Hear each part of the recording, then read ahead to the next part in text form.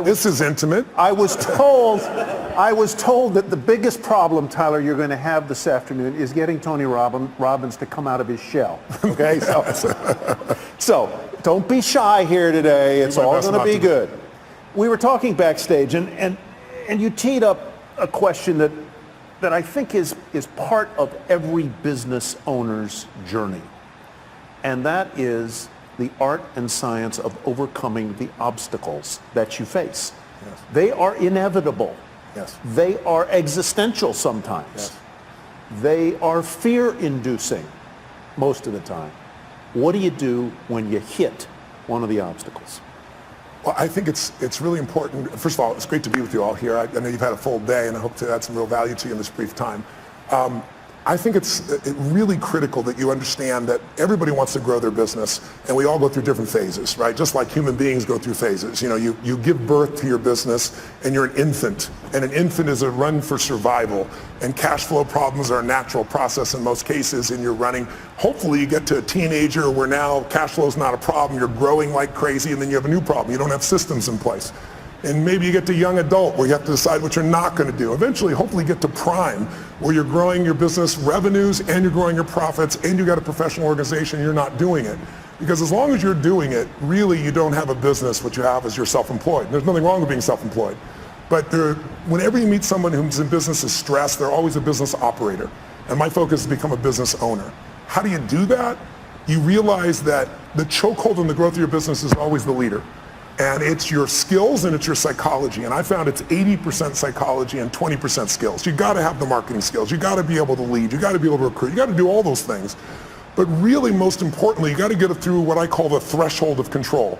And this, to me, is the secret to really succeeding in business. And it's pretty simplistic. How many of you snowboard or ski? Anybody out there snowboard or ski? Give you a sense? So most people are terminally intermediate when they get into that sport, right? You know, they really never get that good. They're not really a belonger. They're kind of in the middle, and they never get much better. And I think the reason is they never push themselves beyond what they can handle, right? You're used to greens or blues, and you find yourself on a double black, and what happens? Everything inside you freaks out because you're past what I call the threshold of control, your comfort zone. And you look down, you go, I could die doing this. So now you have two choices. Either most people slam themselves on the ground, hang on for dear life, and try not to skid off the cliff, and at best what you do is survive, or a few people let go of their fear, no matter how scary it is, and goes, I got to go down this thing, and there's no other choice, and they focus on where they want to go instead of what they're afraid of. And they find a way to carve. And once you carve a few of them, that double black is your bitch, right? You don't have to worry about that anymore, right? And so that's what happens in business. So for me, I can remember going and starting my first business in Vancouver, British Columbia, Canada. I got on a radio show. And this person, it was a shock jock radio show, and I didn't know it. And they started attacking me and saying I'm a liar and a charlatan. You can't do these things. And this therapist called me up and said, you know what? I've dealt with people forever. You can't wipe out a phobia in less than an hour. It can take 7 years. I have a patient right now I've worked with for 7 years, and I've been able to solve this. And I said, great. Bring that patient tonight. I'm doing a free guest event at the Holiday Inn, and I'll take care of that. It should take me 10 or 15 minutes. Right? and Did you do it? I did it, and I was able to do it. I wrapped a snake around this woman. She had a snake phobia. Phobia is an uncontrollable response. So because of that, I had people coming to these guest events like crazy, and I thought I hit the home run, right? And I did this big guest event. There was like 1,000 people there, which for me would be like, I don't know, 100,000 people in an event right now. And after I was done, a bunch of people signed up for my seminar because I did a free value-add event, and then I would invite them to come spend 3 days with me. And this man walks up to me, and he's from immigration. He goes, a great seminar. He goes, I'd like to see your work permit. And I said, what's a work permit? Right? You know, when you're in the beginning of business, you don't know these things, right? He goes, well, to work in this country, you need a work permit.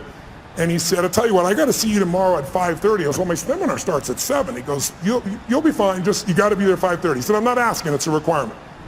So I show up at 5:30, I wait for half an hour, now I'm starting to stress. And finally I sit down with a guy and he says, you're taking away Canadian jobs. I said, how many Canadian firewalkers are there? Come on, that's what I was doing those days. And he said, no, you teach NLP skills, neuro-linguistic programming, and these people have classes of 20 people and you got a class of 500. And so they say you're taking jobs, so your event is over. So what do you mean your event's over? He goes, if you walk on that stage tonight, we will handcuff you and deport you. This is what I call a threshold of control. Right? He says, you're going to have to give the money back. I said, I can't give the money back. I spent all the money to put on the seminar. I wasn't a good businessman. I just wanted to help everybody, right? So I spent all the money to do it. And he goes, you have no money? Well, you're going to have to deal with that. So I walked out of the building. I have 40 minutes. People are going to arrive. I can't go on stage. What do you do? I told my 3 staff members, 2 of which were volunteers, what happened. They're like, and I said, here's what we're doing. I'm doing this seminar. And they said, you're going to go to jail. I said, I'm not going to jail. I said, how close is the border? True story. And they said, well, there's a place called Bellingham, Washington. It's about 1 hour and 40 minutes. I said, rent me 6 buses, and I'll meet the people out front before they go in the hotel. This is not a problem. I met everybody up front. They said, this is a traveling seminar. It's a surprise, right? We're going to Bellingham. We're going to America. And it was a 3-day seminar. We had to go and come back each day and night for 3 days in a row. I got all but 4 people to agree to do it. And then I got to Bellingham, Washington at the Holiday Inn there, and there was like a bar mitzvah or a wedding or some stuff next door, and it was so loud you couldn't hear anybody. And so I said, just lie on the floor, close your eyes, going to hypnotize you into this shit, right? You know? But so what happened was you learn how to get through that, right? And we learn how to be resourceful. When you realize that your problem is not a lack of resources, it's not a lack of money or technology or contacts, it's not. It's your psychology. Because the ultimate resource is resourcefulness. And human emotion, that's what starts wars, that's what makes a business begin, that's how you have children, that's how we end wars, it's all emotion. And so what I really learned to do is how to manage my emotions. So, you know, once you solve that one, the next one shows up. I had somebody, I started a franchise, and a couple franchisees were really upset when one of the people representing on my side said they didn't make things clear to them, and you know, it's all bullshit, but it cost me $5 million in 4 years. I thought, the first one was like a $50,000 challenge. Now I got a $5 million challenge. And I took all the money I'd saved in my entire career to pay that off, and I was starting over again. And then I grew from that. And then I finally got, you know, I had a partner in business, and long story short, they had a business that was losing $1 million a day, and he turned it around and making $1.8 billion in EBITDA. He offered me his partner, and I signed a document saying we're all joint and several. There was $40 million in debt. I figured I had $10 million of the debt to have $1.8 billion in infrastructure. And it turned out my partners, 2 of them were broke. They weren't billionaires. They had lost their money. And the other one was the son of a billionaire, and his dad had given him nothing, had $5 million to his name. So I was on the hook shortly after for $120 million when they didn't have $120 million. I figured out how to deal with that. By doing that, I eventually took my companies to this year will surpass $6 billion in 33 companies, because I made it through the threshold of control. So I want you to know, when you see these big numbers by any entrepreneur, they all started with blocking and tackling, and they all started with how do I get both the skill and, more importantly, the psychology. You can get the skill if you can get that part of you that just doesn't die, the part of you that finds the way to add more value than anybody else so you can keep growing. Where does the perseverance come from for you? Where does the indomitable spirit come from? Here, the title of your book, Unshakable. Yeah. Where does the drive come from? You did not grow up in easy circumstances. No. At all. No. No college. No. At all. No. All self-educated. Self-educated, a household that was not easy. True. Is that part of the reason that you are as perseverant as you are, as optimistic as you are, as forceful as you are? That didn't create my optimism. No, it didn't create your optimism. but maybe it was a way to I think it developed moxie. My mother was a really good woman. I didn't talk about it when she was alive, and frankly, even if she passed, I didn't talk about it until one day I was sitting in front of a group of 30 kids that were abused by their parents, and I told them that, you know, your biography is not your destiny, and you're not defined by what happened. But I could see in their eyes, a big, tall, white, rich guy, you know, he doesn't understand. And so I told him the whole story. My mom beating me against the wall till my head bled, pouring liquid soap down my throat till I threw up. So I think in order to protect my younger brother and sister, I had to become a practical psychologist. That drove me, and I developed moxie to be able to deal with stuff. So that was the gift. If my mom had been the mother that I'd wanted to be, I wouldn't be the man I'm proud to be, I think. So that was the gift in it. But I think the drive part is falling in love with your customers. I love people. I've always loved people. And I hate suffering because I've suffered. And I love to light people up, and not just light them up, pump them up. I love to have them have a skill, have them a tool, have a system. You know, when I do my boot camps each year for our business mastery programs, I guarantee everybody there on the day one, you'll have $1 million of value in your opinion, or we'll give you, keep all the stuff you got and we'll give you your money back. No one ever leaves. because I know how to add that value in the business for those people. So I think the drive is the biggest mistake I think businesses make is many businesses are started by people that you built a product you love. And that may still be true for you. Like you built this great jewelry, or you built this great software, or whatever skill set you have. But the problem is the world changes so fast now. I mean, I'm old enough. Who remembers the Sony Walkman? Anybody ancient enough to remember that shit? That product lasted 20 years. Now a product like that won't even last a year, right? The competition is too high. So today, if you and I are going to really succeed, you got to fall in love with your ideal customer. Because look, I'm sure you know that right now the economy we have is looking pretty good, but it's going to correct because we've done nothing since 2008 except print more money. And we didn't even print money, we put ones and zeros in computers. So there's going to be some corrections, and when those happens, it's going to shake people up. You need to fall in love with a client who's going to do well with you even when the economy goes to hell. Think about it, Starbucks, I was sitting across from Howard Schultz and had a great conversation and said, what is he most proud of? And he said, he used to say starting Starbucks. Then he said, now it's surviving 2008. If they closed, I think it was 1,300 stores, if I remember correctly, for $2 coffee. So you need to get your ass ready for winter, because it's coming. And if you have got challenges now, but if you do well in winter, you'll dominate for the rest of the time. And the way you do well in winter is you fall in love with your ideal clients, and then you come up with the irresistible offer for them. Steve Jobs created 99-cent songs, but he didn't create that shit. We all know that. Where'd it come from? Who's old enough to remember Columbia House, where you got like 10 albums for $1? Remember that? Or for a quarter and stuff. They built $1 billion company. Tom's Shoes, shitty product. I love him. Great what he does, but 2 for 1, being able to do something where I get it and I benefit somebody else, brilliant idea. Built the whole company on that. He didn't build it on the product. He built it on the mission, right? So you need an irresistible offer for the client who's ideal for you, and you want to fall in love with a client. Don't fall in love with your product or service, because those need to change. And if you fall in love with your product or service, somebody's going to beat you. They're going to be anticipating. I always tell businesses, there's 2 businesses you have to manage right now. You have to run the business you're in, because if you don't run that, your cash flow, your challenges are going to bite you.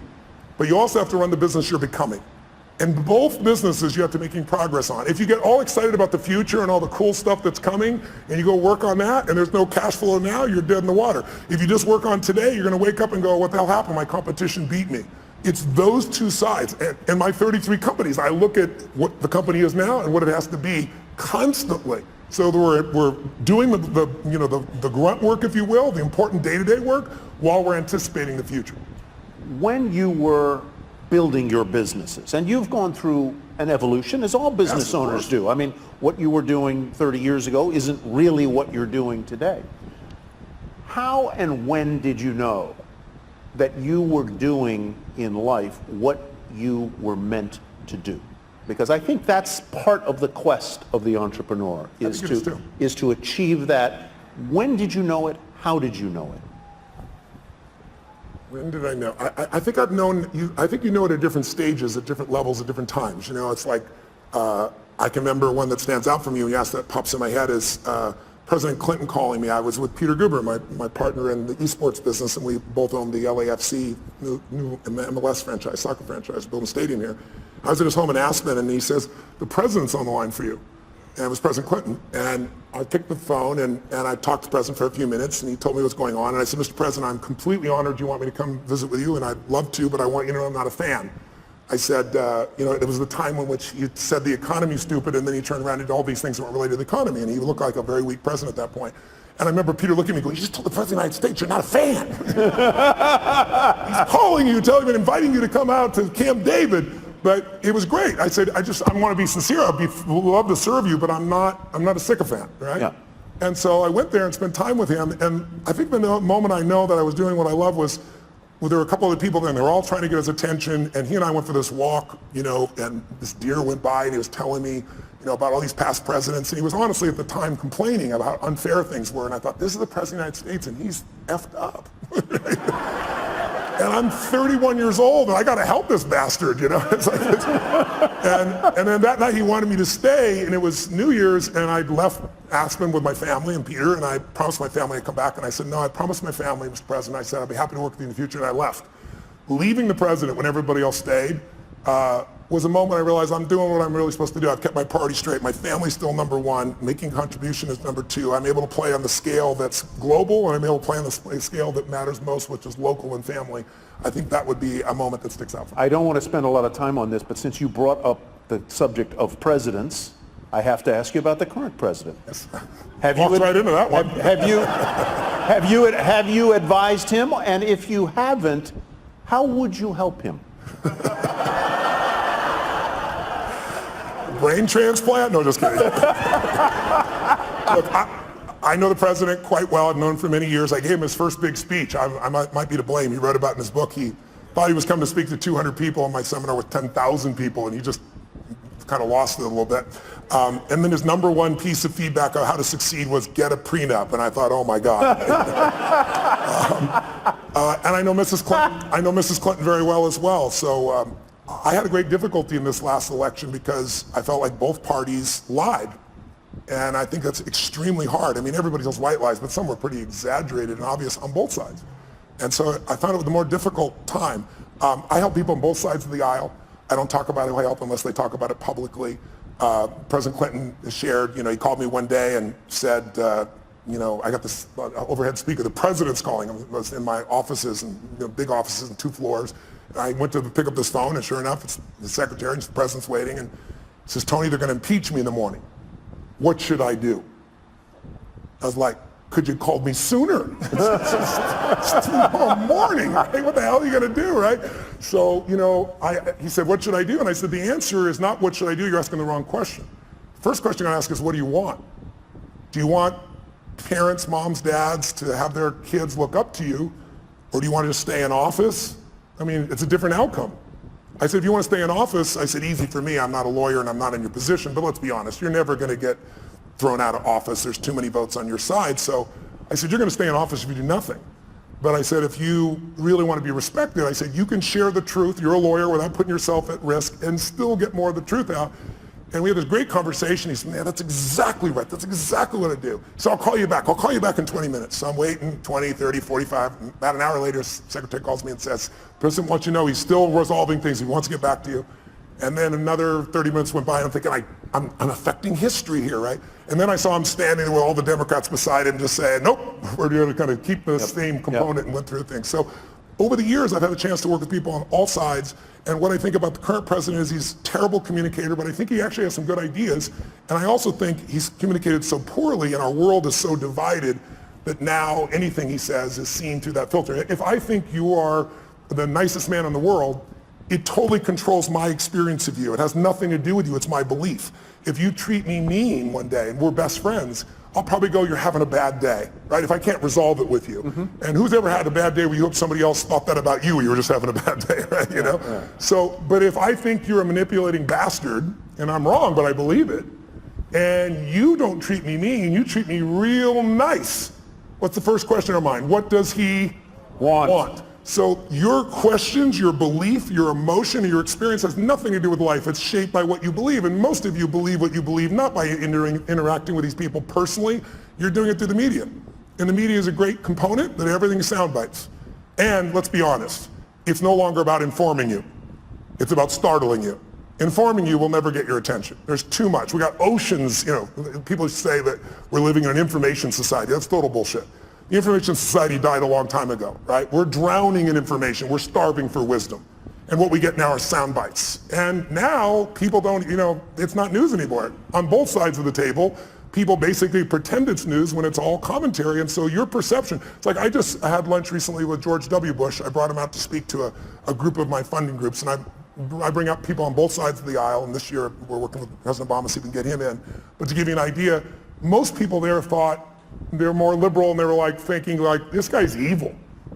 And after 2 hours of conversation, there wasn't a person in the room that still thought that. Right. They liked him, but I asked him about his decisions, and they got to see why he made the decisions he did. And when you see the why, instead of all the bullshit you hear and the generalizations that he's an evil guy, you start to go, wow, I might have made a different decision. I might not have with that information that he had at that time. And I asked him about the current president, and it was still during the election when this was occurring.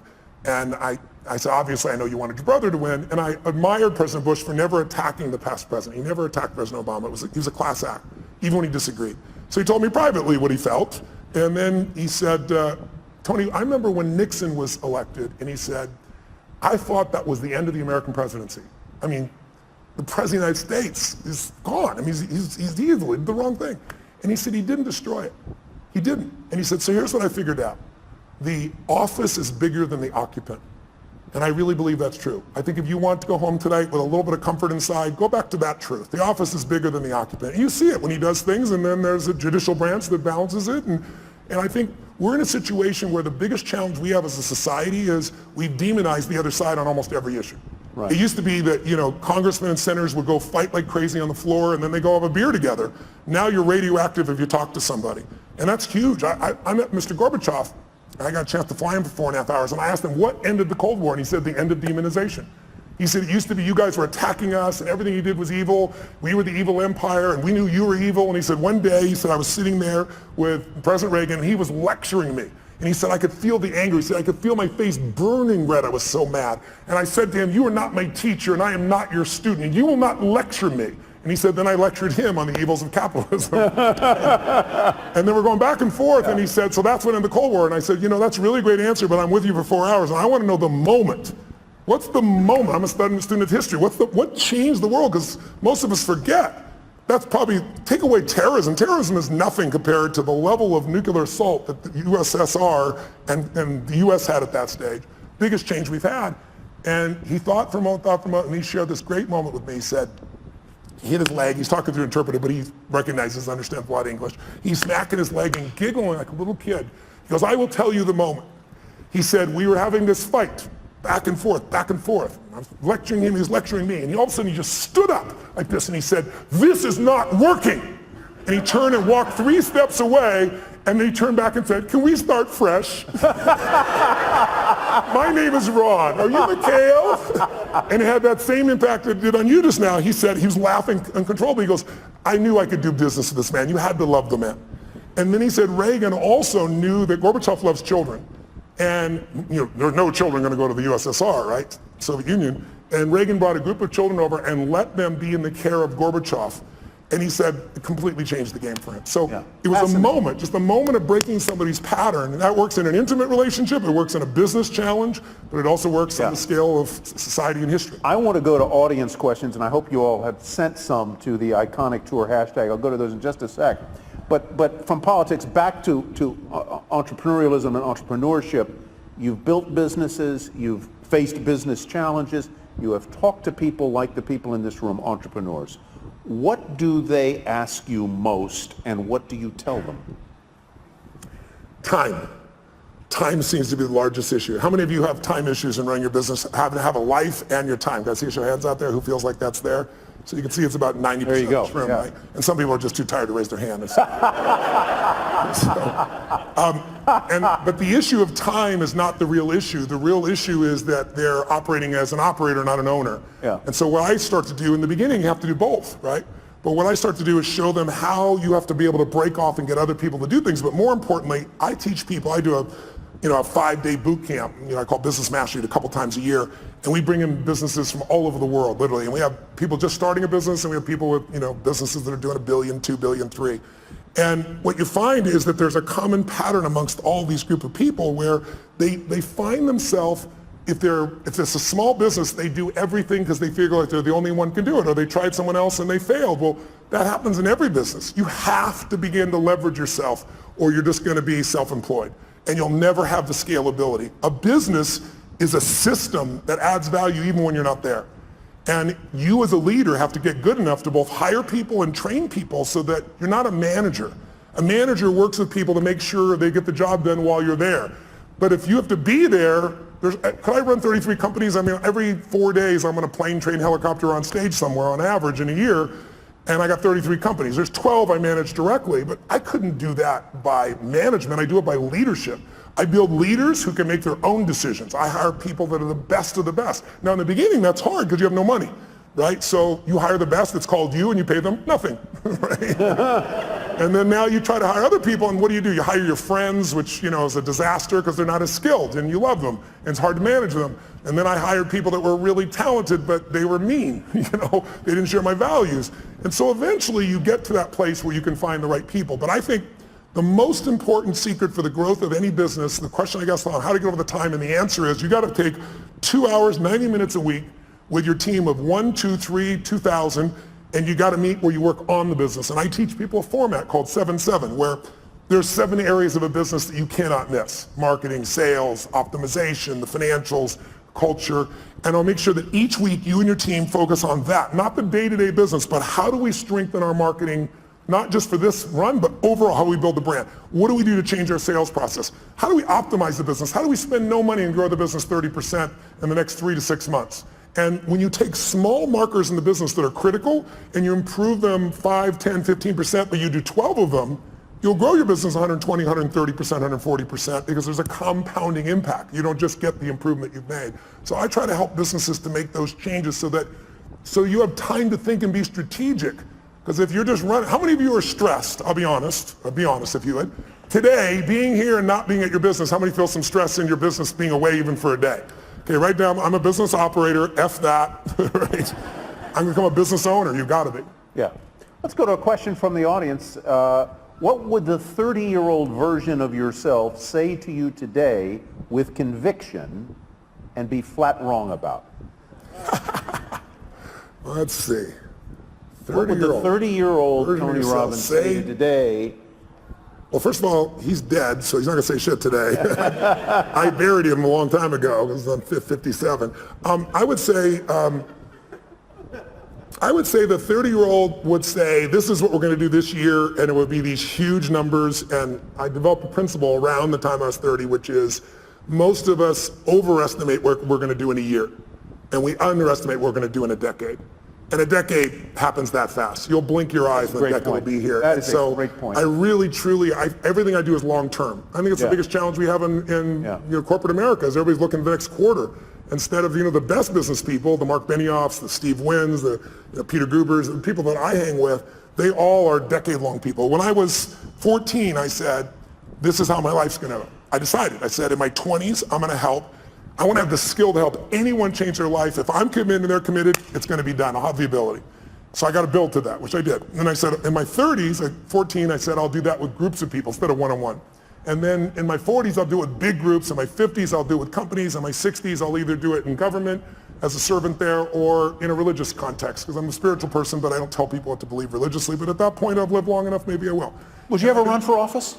Before I would have said yes. Now the answer is no. I've served on both sides of the aisle, and it's not really about the office. It's about fundraising right now so much of the time. And I would not do that unless I ran with my own money and maybe a small number of friends. But at this stage, I think it would disrupt my wife's life so much. Yeah. I'm a very public person and she's not, and I feel bad for her, so I don't think that would be the right direction. Let's go to Jeff Conlon's question. If mindset is the key or a key, how do you shift your mindset? I was going to ask a question that's related to that, and that is, you're now, you say you're top of the world, but you're a confident guy. What do you do? What do you do when you have self-doubt? And that's sort of, how do you shift your mindset? How do you deal with self-doubt? I don't have a lot of it at this stage, but I... Shocking! I'm being honest, right? I think self-doubt is, instead of self-doubt, I would say questioning. I think it's critical to question, but at certain stages. If you're questioning all the time, you have nothing but fear and doubt, right? You only believe something because you don't question it, right? Someone tells me, oh, so-and-so, talk behind your back, this, and you go, no, they're my friend, they'd never do that. Your belief, you're certain they're not going to do it, so you don't even entertain it. But if 2 or 3 people tell you that and they go, wow, could John really be doing this behind my back? And you start questioning it. Have you ever done that? You've been upset with somebody, you confront them, and then you find out it's all bullshit, they didn't do anything wrong, and you feel like an idiot? So for me, I think there's a time to question. And so I organize that. When I'm beginning something, I do that. And my investments is a perfect example. If you look at somebody, like Richard Branson, for example. Richard is this giant risk taker, right? But he's got one question. He questions within himself and everyone else. How are we going to protect the downside? It's his number one question. You never believe it because the guy risks his life. When it comes to investments in business, he doesn't risk anything. He told me when he was building Virgin, he's taking on British Airways, and it's a giant outlay in capital. I mean, this could literally bankrupt him, and everybody said it would. So he said, okay, how to protect the downside? And he negotiated with Boeing for a year and a half and convinced them that if he went out of business, if he was wrong and lost his business in the first 2 years, he could give back all the jets and have no liability whatsoever. So his whole focus is asymmetrical risk reward. How do I take the least risk with the most upside? If I was going to say anything to entrepreneurs in this room, the illusion that you've been taught is that great entrepreneurs take giant risks. It's total bullshit. There are some exceptions that have, and they gotten lucky. But if you look at the ones that consistently succeed, they know the upside will take care of itself. They focus on how to protect the downside, and they take risk where they know I'm taking a limited risk for an unlimited upside. So if I'm wrong, I'm still okay. You know, I work with Paul Tudor Jones, one of the top 10 traders in the history of the world. And Paul, I've worked with him, I've coached him now for 24 years. He hasn't lost money in those 24 years on his own personal trading. And during that time, I've learned so much from him. And the biggest thing I learned from him was this asymmetrical risk reward, that when he risks $1, he wants to be certain he's going to make 5 where he doesn't risk the dollar. See, most people risk $1 to make 10% or 20%. You won't do that. If you do that, you're going to go broke. Because here's what happens. You risk $1 to try to make 5 and you're wrong. Risk another $1, and if you win, you still win big. You can be wrong 4 out of 5 times and still break even. That's how the best in the world do it. They don't do it by taking these gigantic risks where everything's on the line, and if it doesn't go perfectly, you're out of business. That's why most businesses go out. You want to think of asymmetrical risk reward. Tudor Jones, curiously, as an aside, was a classmate of mine at the University of Virginia. Wow, that's awesome. I met him there. He would in the world. never remember me, but a fascinating guy. Another aside, because you mentioned he's a hedge fund manager in Connecticut. You did a brilliant interview with Ray Dalio for, I believe it was Facebook, not long ago. Yeah. And his book is really terrific, called Principles. I recommend you all go get it. Very, very good. It's one of the greatest business books I've ever read, because if you don't know who Ray is, most of you know Warren Buffett. That's because Warren Buffett is sweet in shares and his public nature. But Ray is actually the most successful investor of his type in the history of the world. He's returned more money to investors from a hedge fund perspective than anybody in history. When I met Ray 10 years ago, you had to have a $5 billion net worth for him to talk to you. You couldn't be a billionaire, that's too weak. And you had to give him $100 million to start. Now he won't take your money no matter who you are. When I went to go interview him the first time, the Prime Minister of China was talking to him on the phone. He was coaching China on what to do with their money. That's how brilliant he is. Yeah. Hedge fund people, if you're familiar with rich people give their money to hedge funds, a big one might be, let's say, 20 billion. He's 160 billion. But go get his book. He flew down to Palm Beach to my home. And it's called Principles. He said, I want you to be the first person to interview me and do it on Facebook Live, so I did. But I love this man, and he will show you how he built from nothing. He literally started with nothing. He worked as a caddy. He started when he was 26 years old in a 2-bedroom apartment, and now he's got 1,800 employees and 160 billion. And he's one of the 100 richest men in the world and one of the top 10 that you'll meet. But his insights about how to run a business, how to run your life, we all need principles to guide our decision making. If you really think about it, success is the result of good judgment, right? If you make great decisions, you're going to succeed. But where does good judgment come from? You know, good judgment often comes from experience, and experience often comes from bad judgment, right? So what I found is the way to speed it up, the way to have less of that bad judgment is I got to think about that for a minute. That's good. That's true, though, right? Good, yeah. So I found the way to speed it up is not learn through my own experience, but learn by modeling others, compress decades into days. So if you can get in Ray's head, now Ray's been a very private man for the last decade and a half, but he's 68 years old. He's a good friend, and he's entering this stage where he now wants to go public for a short time, give everybody a nose, and then disappear because he feels an obligation to give back to the society and human beings that have helped him to succeed. Yeah, so go pick it up. It'll be fantastic. We had him at another event, and he talks about this idea of radical transparency and how he runs his business. It's a very different, I'm not sure it would work for every business, but it certainly worked for him. Let's go to Satori's question. With so many people wanting your help, what are the factors for you to select whom you privately train or mentor? You're a busy guy. You've got a time management thing. Yeah. I'm sure a lot of people would like a piece of Tony Robbins' mind. Yes. How do you decide whom you're going to help? Well, first of all, I try to do things online. There's a zillion things on YouTube, so no one has to spend any money. Anybody who wants to be inspired can do that. The only thing I don't like about that is it's random. Mm-hmm. I'm a system guy. Like, I know how to take you from here to there, so I have products that can do that for people. And then I have events, and the events have gotten bigger and bigger. Now we do 10, 14,000 people in a weekend, and so anybody can go.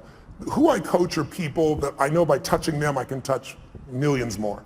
So when I worked with Mark Benioff at Salesforce, in the early days, Mark sat in the front row, came to 3 of my same seminars in a row, and was like, are you new? Are you a little slow? I was teasing him, And Mark's as big as I am. He stands up, and I'm looking at this guy eye to eye, and he goes, my name is Mark Benioff, and because of you, you finally pushed me over the edge. I'm going to start my own business. I'm leaving Oracle. I'm going to start this company called Salesforce.com. And he said, and you mark my words, we're going to change business around the world. We're going to do $100 million in business. Well, this year he's going to do 10 billion, right? So he's grown a little bit. But when you're around people like that, you get to see what the distinctions are that separate people. You get to see what makes them stand out. And by coaching him, I'm able to affect everybody, not only all of him and his employees, because he's that kind of owner, right? He's a leader, but also he's a leader in the social community. He's very conscious about that. And everybody from Facebook to Apple to GE, their back end is Salesforce. So impacting him impacts many other people. And then I just pick people who I feel the need is. I mean, somebody stops me on the street, my wife will tell you I can't not help. I got to help someone. Now I may have limited time, so then I'll invite them to a seminar or send them a book or a package or something so I can give them a guide to go to the next level. So I don't ever say no, but I can't coach everybody one-on-one, so I try to do it in groups where there was a wonderful anecdote I read, since you brought up Mark Benioff, that I guess he was a guest at at your home or resort in Fiji, and in the middle of the night, he and all of the other guests, this goes to the question of how do you overcome your fears? Tell that story about Benioff jumping into the river and what you didn't tell him about the river. Okay. Well, I have a home in Fiji. I've been going there since I was 23, 24 years old. It's my favorite places in the world. And the people there are extraordinary. You're carried as a child every day for 6 months by someone 24/7. So when we talk about raising them, being raised by a village, it's true there. And they sing in 4-part harmony when they're 4 years old. So when I went there, I was touched by it. And I went and explored this island, and I was with this chief. And they have this river that goes both ways, because it's this river where the ocean comes in, and it looks like out of Africa or something you'd see down in South America, and eventually goes in this scary looking area into a giant lake. But the tide is so fast, it would just take you. And then 8 hours later, it reverses and goes back out. So I was with him this one day, and I said, are there any fish in there? And the Ratu, which is the main chief, points out, goes, what about that? And we looked back, and it's a giant manta ray going under the bridge. So I said, F it, I'm doing this. And I just jumped in. And then the thing took me. And it took me for a wild-ass ride. For about 20 minutes, I ended up this lake. And then, dumbass me, I didn't think about how the hell am I going to get back. It was so strong, I couldn't swim against it. So I spent 8 hours on this little island there before I came back. So then I came back one time with a friend. It was nighttime, and I was like, they were talking about Devil Rock and Shark Alley and all this shit. And I was like, let's do it at night. But I had a boat waiting for us in the lake to bring us back. But we jumped in, and it was scary as hell, and all the phosphorescence going on looks like pixie dust. It's a wild experience. Flying fish scare the shit out of you. They come by. And so when Mark came, he flew over and come spend a week with me there. I took him and woke him up, and you have to do when the tide is. So it was like 2 in the morning. I woke them all up and said, I got a surprise for you. Like, what? I said, just trust me. Dragged them all on, put wet gear on them, gave them life preservers, and then threw him off, and Mark was freaking out, and I grabbed his hand, and I go, we'll go on 3, 1, and we went on 1. Because I can feel him, and he's as big as I am. If I try to jump, he might be hanging me out there just holding on. Right? So Mark talks about that story a lot, but overcoming fear. Because, whatever you're afraid of, it's never as much as you're afraid of, right? It's how many things you've been afraid of that never happen. Right? And then the things you are afraid of, if they do happen, you just deal with them. It's that old phrase, coward dies 1,000 deaths, a courageous man only once. I discipline myself, not perfectly, but for the most part, I don't worry about shit till it happens. I anticipate it, but I don't worry about it. If state is everything, I assume that means state of mind. How do you stay in a great state of mind 24/7? Should that even be your goal? I think it's worthwhile to have as a goal. I don't think it's realistic 24/7 whenever having any blurbs, because we all have a 2-million-year-old brain. Everybody in this room has that. I do too. And it's not designed to make you happy. It's designed to make you survive. So if I said to all of you right now, what does that brain look for? It looks for what can hurt you, and it exaggerates it. And since there's no saber-toothed tiger now, it says, what are people thinking of me? Will my business make it? Do I have enough money? And these are all easy things to solve, but our reactions in our gut, when we let the fear part of our mind take over, that basically the survival software, if it runs you, you're in trouble. So a few years ago, I actually lecture on this now. I say, you need 2 skills to have the quality of life you want. If you want an extraordinary life on your terms, whatever your terms are, you need to master the skill of the science of achievement.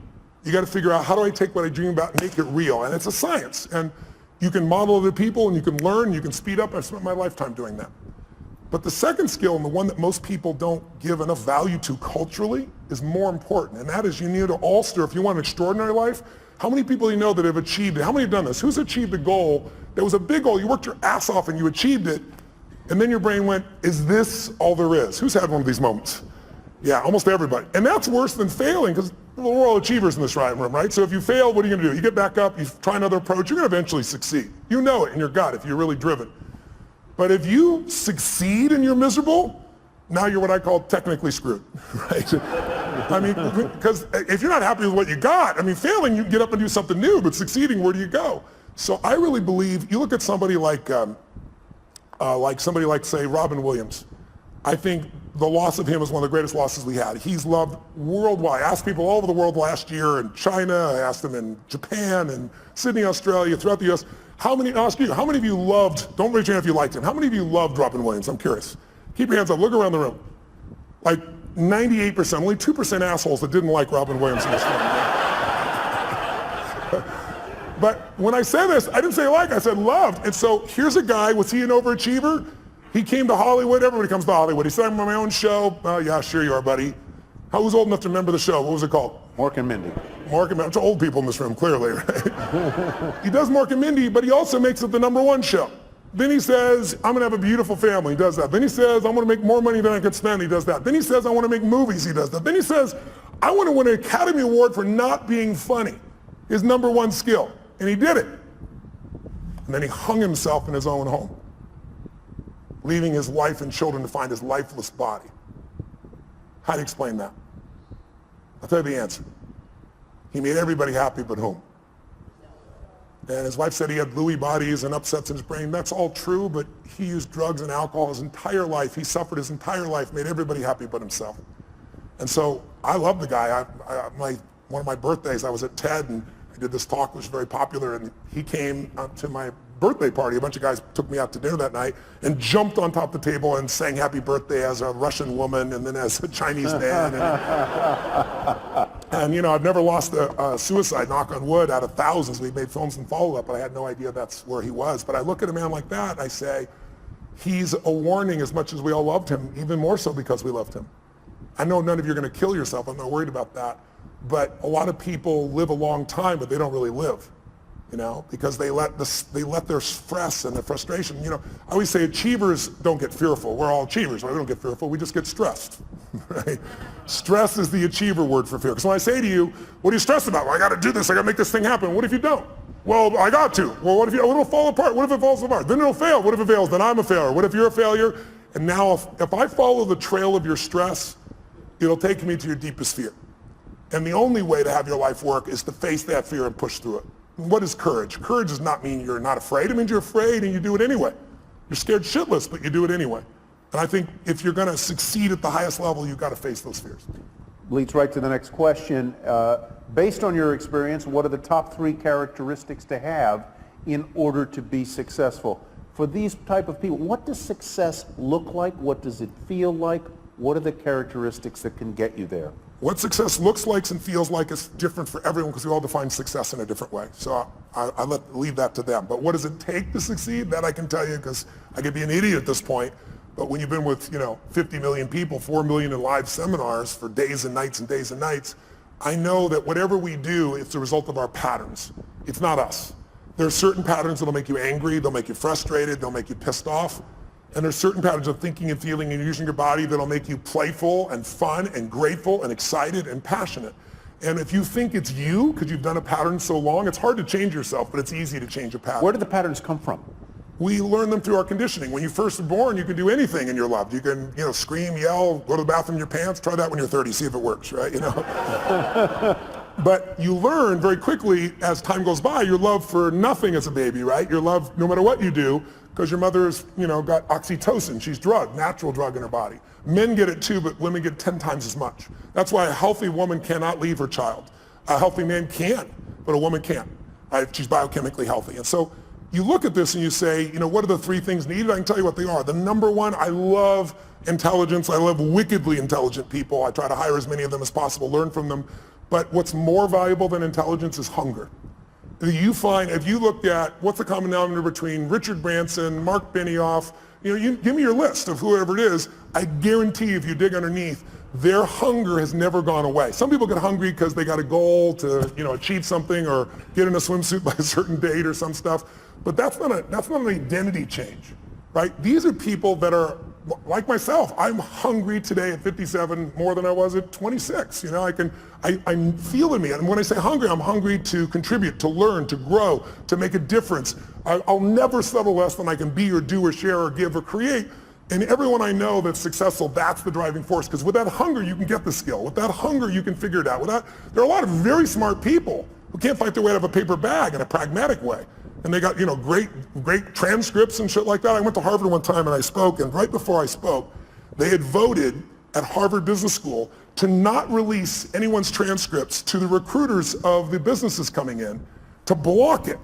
And the argument was, your education is more than just your grades. And I went berserk. I got up there, first of all, they said, Tony, I expect to be, 1,000 people there, a couple thousand people there. And they said, no, Bill Gates was here, we had 300 people, it's gonna be much smaller. But we ended up with about 1,200 people, standing room only. And they gave me 30 minutes, and of course I went 3 hours. I did, no one left. But one of the first things I did, I said, what is this bullshit I'm reading? This was in the paper that day. I said, listen, I'm not trying to be disrespectful, but you've been disrespectful to each other. I said, if you're not willing to show your transcripts, I agree with you. Your career, who you are, is more than just your degree here. But you chose Harvard for a reason. And there are people here that have worked around the clock and gotten, 4.0, and you got yourself a 2.6, and you're going to block them because there's more of you than the 4.0. It's not going to work that way when you get in business. When you get in business, you guys who are doing this right now, you're going to be judged on one thing, results. And your grades are the results in this context. And if you think your grades are not it, then convince me as the interviewer that the grades are a part of it, but there's so much more you've done. If you can't do that, you're never going to make it. I said, you guys, anybody voted for that? Just count on a future that is full with pain. And the room was like, it was pretty intense, I guess. I thought it was pretty soft, personally. And then all of a sudden people stood up and they did a standing ovation, and people said, this is bullshit, because this is what happens sometimes in a democracy. Sometimes in a democracy, the lowest level standard is what becomes natural. We're seeing it right now on the political side. We're seeing people that are, in Berkeley, the home of free speech, people throwing things, burning things, destroying things, who are supposed to be liberals who should be open for open speech. And then you see conservatives that are just as dumb, saying things that are inflaming people. It's not one side or the other, it's us as a society. We gotta shift it. We gotta go from demonization to saying, let's say it's a fight over guns. Very emotional fight. What's the problem? We demonize each side. Nobody in this room, whether you're pro-gun or against gun, whether you want gun regulation or not, there's nobody in this room that doesn't want their children or their friends or their family safe and protected. We just disagree. People disagree on how. And if we can start with what we agree on, we can actually make progress. But today, there's no progress because we now also augment this with social media, and we augment it with the regular media. And think about it. The media is not here to inform you. They're here to startle you. We all know if we say something inflaming, you're going to talk about it, share it on social media, and they get a multiplied effect. It's all about advertising. So you have to really discern yourself today. You have to understand it's the Wild West, not only on the internet, but on television as well. And you have to decide, if you're an independent thinker, what is really right, and maybe be part of the solution instead of another person that attacks the right or the left, Donald Trump or whoever it is that you'd be attacking. There's lots of people that are easy to attack, but attacking doesn't change or improve anything, in my opinion. We gave you 45 minutes. Would anybody here mind if we went a little longer? Would you mind if we went a little longer? Sure. So let me... 5 or 6 more hours? Yeah, 5 or 6 more hours. We'll bring the bar inside is what we'll do. But I want to finish what I said just for 1 second. Yeah, please do. I want to answer this person's question, which was 3 things. Oh, 3. We got through 1, hunger. Yeah, okay, let's get fast. 2 and 3. Hunger is the number 1. I think the number 2 is having a mission larger than yourself. Because it's kind of like having a child, right? Having a child is a very exciting thing, and then you have a child and you go, what did I do? Sometimes, right? Same thing with a business, right? You've got to really be able to have something you're doing it for that's more than you, because in the early days of the business, it doesn't really make you any money, and you work your tail off. So you need pride of ownership, you need joy, you need a mission. And I really believe until you find something that you care about more than yourself, you'll never discover what you're capable of. Because we'll all do more for others that we love or respect than we'll ever do for ourselves. That's part of the beauty of being a human. Most of us do more for our kids, for example, than other people. And then I think the third thing is, you got mission and hunger, is you really have to become obsessed with strategies. Because strategies can save you so much time. The wrong strategy, I'll give you a stupid metaphor. If you said your number one goal is to see a sunset, and then you start running east as fast as you can, I don't give a shit how positive you are.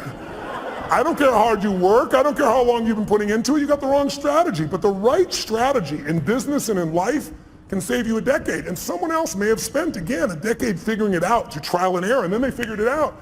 You might be able to learn it in 6 weeks or 6 months or 6 days or 6 hours. So I think that would be my third element. So let me ask you a question that may be a little off point, but I hope helpful. A lot of people in this room and a lot of people in the world want to follow their passion, okay? But they've also got to put food on the table and pay the rent and pay the bills. How do you do both at the same time? How do you have your mission, have your passion, and do that when you know the world is a tough place, hard to make a living, hard to pay the bills, places expensive? How do you do that? How do you thread that needle?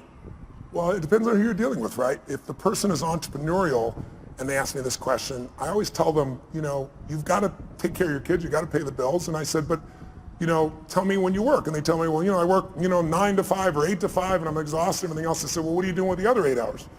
Because that's what I did.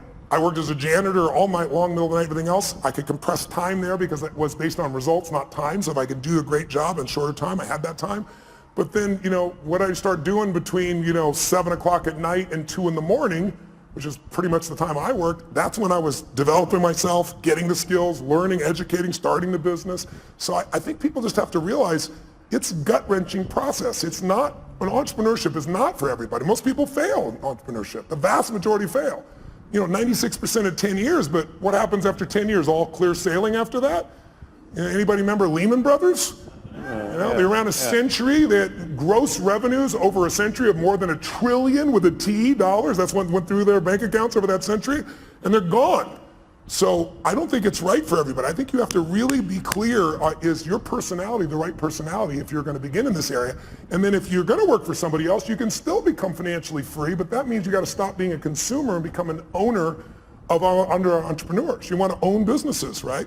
Get out of just being, don't just own an iPhone, own the company, but not just Apple, obviously. But how do you keep your energy up and your enthusiasm up? How do you do it? I'm wired for it. It's my nature to some extent, but also the other part is I get to see results. Who here has been touched by my work before? I'm curious. Anybody in this room? So look around the room, and how's it hard to be inspired when I'm in a room and a third or 40% or 50% have used my work? And so people come up to me every day, dozens of people a day if I'm traveling, and they tell me the most amazing stories.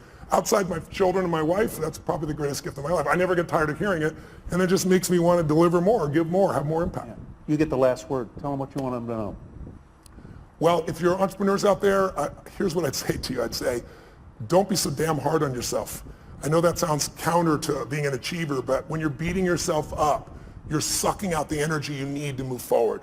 It's kind of like, I always tell people there's so much energy, and I've built mine. I do a lot of things to build my energy to be incredibly strong and have really strong endurance, because to me, energy is life.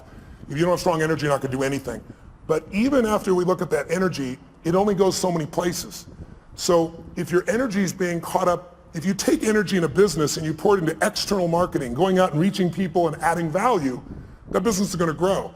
But if there are inner conflicts in that business between people, then the energy is being sucked in here and less energy is going out there. The business is going to have problems. That's also true of you. If you allow your disappointments to create these inner conflicts and fears and you let them run wild within you, they're going to suck the energy out you need to go to the next level in your business. You have to discipline your disappointment now. Mine is the 90-second rule. So watch this. Try something real fast. Look around this room. I'm going to give you a test. Look around this room and see everything that's brown. I'm going to test you in a moment. Look behind you, look around you, look at clothing, look at people, look anything that's brown.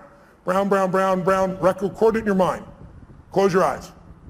Now, with your eyes closed, tell me everything you saw just now that was red. If you see more brown than red, say I. Open your eyes, look for red now. Really look for red. Look for it anywhere you can find it. Look around you, look beside you, look at the front, the back. How many found more red this time? Raise your hand if you did. Say I. Why'd you find more red this time? That you told me to. Seek and ye shall find. But here's what's amazing. Seek and you shall find even if it's not there. I'll prove it to you. How many saw beige shit, called it brown just to feel successful?